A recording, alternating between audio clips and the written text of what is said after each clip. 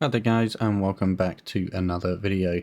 This one I'm going to start it off by showing sort of a new collection that I may be trying to get, which is I just see some dragon implings. I'm just going to try and catch them, see what I get, and hopefully build up maybe some dragon bones or something from them just when I see them out and about in the world.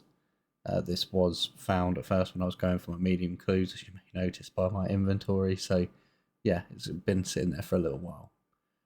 Next up, I'm going to talk about sort of what I did to achieve 2200. I was sitting on 2199 for quite a while and sort of just training different skills, bumping here and there and seeing what I wanted to train. And I ultimately decided, you know what, I want to just get runecrafting up to get close enough for my next couple of elite diaries, which obviously require some runecrafting steps, and I was deciding that I would train some astrals because I didn't want to go back to Guardians of the Rift just yet, and I didn't want to do CMI, so I thought, you know what, I'm going to get myself a nice white stack of astrals just for the future of us maybe needing them or passing them on to group members that would need them. So that was sort of what I decided to do, and that was just I would use my POH to teleport to the straight Level there, up and then completed. run each time after recharging my run. So yeah, managed to get 86 rune crafting, which put me up to 2200 total along that grind. Now the next thing is going to be a couple of clips just from killing DKs again back there with Gumption, as that seems to be sort of our new thing that we want to try and do to get some kind of drop and then move on from there. So picked up the Seercull from killing Prime, and that's going to be really helpful for us going forward, as that has been an elite step that me and Gumption have had to drop many times as we've not had that item. So for now that will be sitting in the shed until we perhaps get a dupe or something like that we can then both have the stash units, but until then it will just sit in the shed so that we can finally do that elite clue step and stop having to drop it.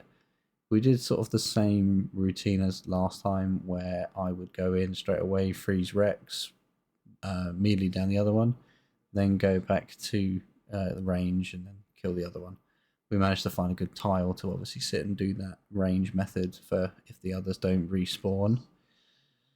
So yeah, there's no massive drops or new drops from this trip apart from getting that Seercull. So we just carried on, got a bunch more kills, and unfortunately the only other drop from this was the warrior ring that Gumption got. This was his second, so I managed, well, he decided kindly enough to pass that on over to me so that I could have that, and then if I need it for some kind of maybe wilderness thing. So yeah, a nice 63k extra for coming over to me for that warrior ring. So now that's sort of the end of that. Good trip. We'll use those bones hopefully soon to train up prayer. I've been trying to, as I've said before, after getting the enhanced weapon seed, I've been trying to just do 1 to 5 maybe corrupted gauntlets a day. It's mostly just been one because I don't really have the drive to keep going there after getting the enhanced seed, but I do need the armor seeds. So I've just been doing Combat one task completed. per day, and at 105 KC finally managed to get the perfect corrupted Hunlif. Not sure if that's good or bad, but that was when I picked it up. Unfortunately, we weren't rewarded with anything good from the chest, but it's obviously just building up spare ammunition as well as, various alcohols. So on to the further group achievements. GIM Gumption finally reaching farming level 99. He had been waiting till I was available so that he could record this. So he went and pulled that up and grabbed himself 99 farming, which is good. We'll still obviously be pumping a bunch of herbs out, but it means he can sort of take a little bit of a break on the seeds for trees and things like that, unless he wants to really go for the tangle root pet, which pet hunting isn't really his thing. But if he ever does, then obviously he can keep doing tree runs. But for now, I think he's just going to be moving on to doing just herb runs like me, and will potentially do more thieving like I did at Master Farmers just to get some more seeds.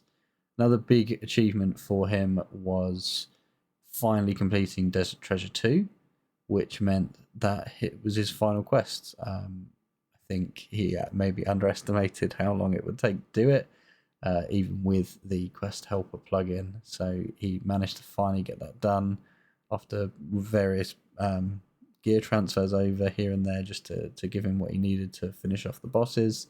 He's finally now got a quest cape. Unfortunately, this was just before the Defender of Varrock release, so he's now not able to use it because that hasn't been completed.